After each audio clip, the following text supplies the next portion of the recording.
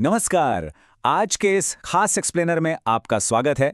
देखिए, जब भी हम स्कूल सुरक्षा या स्कूल सेफ्टी की बात करते हैं तो दिमाग में सबसे पहले क्या आता है? ऊंची चारदीवारी, मजबूत गेट और वहां खड़े सिक्योरिटी गार्ड्स, राइट?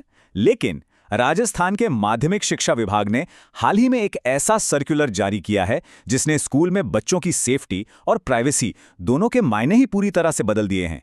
ये पॉलिसी सिर्फ गेट पर ताला लगाने के बारे में नहीं है, बल्कि ये बच्चों की फिजिकल और डिजिटल सेफ्टी को एक बिल्कुल नए और बहुत ही मॉडर्न नजरिए से देखती है। ठीक है, तो चलिए इसमें गहराई से उतरते हैं। इस पूरी पॉलिसी को हम 4 हिस्सों में समझेंगे। सबसे पहले हम इसका कॉन्टेक्स्ट और बच्चों के संवैधानिक अधिकार देखेंगे। उसके बाद बात करेंगे फिजिकल एक्सेस यानी कैंपस में एंट्री के नियमों की। फिर हम समझेंगे डिजिटल प्राइवेसी की सुरक्षा को, और आखिर में देखेंगे कि नियम टूटने पर क्या-क्या कानूनी एक्शन लिए जा सकते हैं। आइए सबसे पहले बात करते हैं हमारे पहले हिस्से की, यानी इन सारे नियमों का संदर्भ क्या है और इनकी लीगल फाउंडेशन यानी कानूनी आधारशिला कैसे तैयार होती है।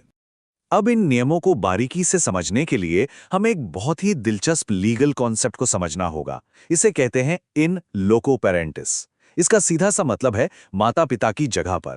जरा सोचिए, जब एक बच्चा स्कूल के गेट के अंदर कदम रखता है तो राज्य और स्कूल प्रशासन दोनों एक तरह से इसके गार्जियन बन जाते हैं।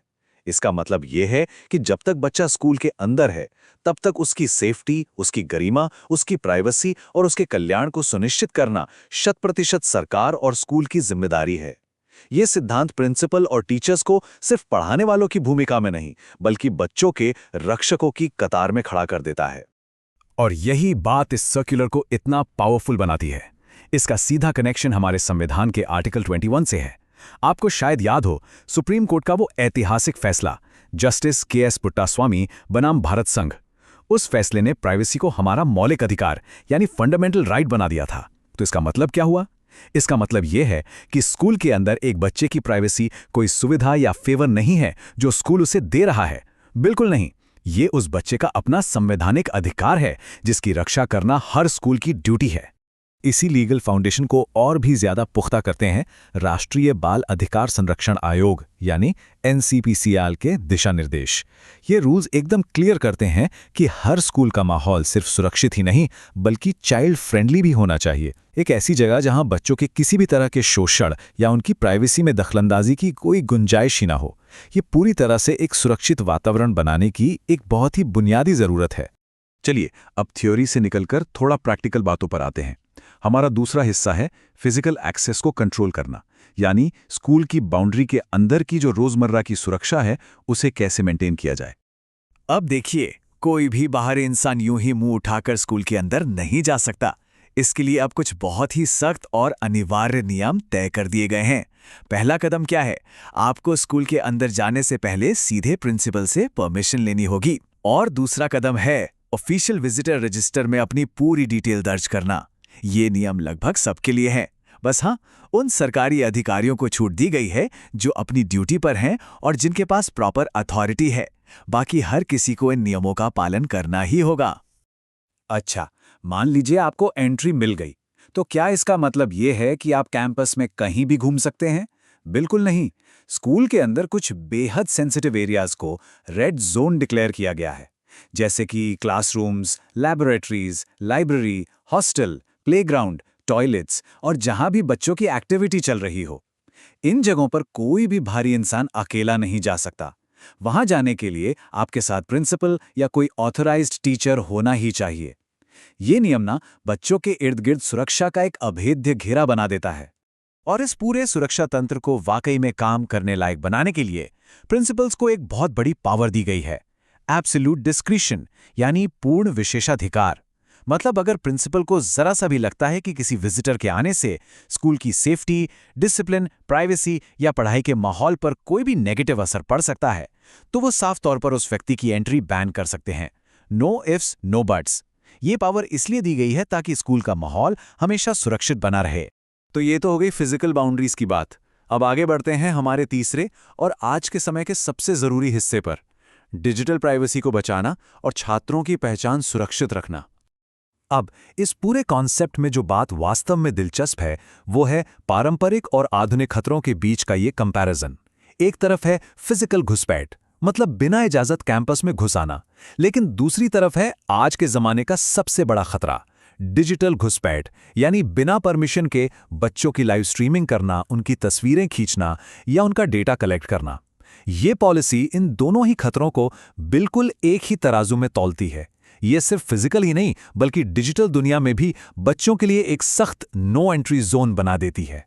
इसी वजह से स्कूल के अंदर स्मार्टफोन्स और कैमरों के इस्तेमाल पर अब बहुत कड़ी लगाम है। अगर आपको वहाँ फोटोग्राफी करनी है, वीडियोग्राफी करनी है, बच्चों का कोई इंटरव्यू लेना है, ऑडियो रिकॉर्ड करना है या लाइव स्ट्रीमिंग करनी है, तो जुबानी इजाजत से काम नहीं चलेगा। इन सब के लिए आपको प्रिंसिपल से पहले से लिखित अनुमति यानी रिटन परमिशन लेनी होगी। और ये रिटन परमिशन भी आपको केवल तभी मिलेगी जब आपका मकसद पूरी तरह से लीगल हो। इसके पीछे की जो कोर फिलॉसफी है वो है बच्चों की गरिमा या डिग्निटी को बचाना। किसी भी विजिटर के लिए बच्चों की तस्वीरें या उनकी कोई भी पर्सनल जानकारी इकट्ठा करना, उसे पब्लिश करना या सोशल मीडिया पर फैलाना, इन सब पर सख्त पाबंदी है। अगर कोई भी जानकारी बच्चों की सेफ्टी या प्राइवेसी के लिए खतरा बन सकती है तो वो गैरकानूनी है। अगर किसी बहुत ही खास सिचुएशन में डेटा कलेक्ट करना भी पड़े तो ये साबित करना होगा कि ये 100% बच्चे के ही हित में है, वरना इसकी कोई इजाज़त नहीं मिलेगी। खैर, नियम तो बन गए, लेकिन क्या होगा अगर कोई इन नियमों को ना माने? यहीं आता है हमारा चौथा और आखिरी हिस्सा, एनफोर्समेंट और लीगल एक्शन, यानी इस पॉलिसी के असली कानूनी दांत। मान लीजिए कोई बिना परमिशन घुस आता है या बाहर जाने से मना कर देता है या छुपकर तस्वीरें लेने की कोशिश करता है, तो ऐसे में स्कूल क्या करेगा? इसके लिए एक बहुत ही क्लियर कट और इंस्टेंट प्रोटोकॉल है। सबसे पहले प्रिंसिपल उस इंसान को तुरंत स्कूल से बाहर जाने का निर्देश देंगे। अगर वो नहीं मानता तो बिना 1 सेकंड बर्बाद किए लोकल पुलिस को इन्फॉर्म किया जाएगा। और हाँ, साथ ही साथ डिस्ट्रिक्ट एजुकेशन ऑफिसर को भी इसकी पूरी रिपोर्ट दी जाएगी ताकि मामले पर ऊपर तक नजर रखी जा सके। तो यहाँ सबसे क्रूशल पॉइंट ये है कि ये सब सिर्फ डराने धमकाने वाली बातें नहीं हैं। इन नियमों को बैकअप देने के लिए देश के सबसे सख्त कानून ओवरलैप करते हैं। अगर कोई अनधिकृत प्रवेश करता है या स्कूल के काम में रुकावट डालता है तो सीधे भारतीय न्याय संहिता यानी BNS 2023 के तहत एक्शन होगा। अगर बच्चों की सेफ्टी को जरा सा भी खतरा महसूस हुआ तो पॉक्सो एक्ट और जुवेनाइल जस्टिस एक्ट की गंभीर धाराएं लग जाएंगी। और अगर मामला डिजिटल रिकॉर्डिंग या प्राइवेसी तोड़ने का है तो वहां सीधा इंफॉर्मेशन टेक्नोलॉजी IT एक्ट लागू होगा। इससे पता चलता है कि इन दिशा निर्देशों में कितना जबरदस्त लीगल दम है।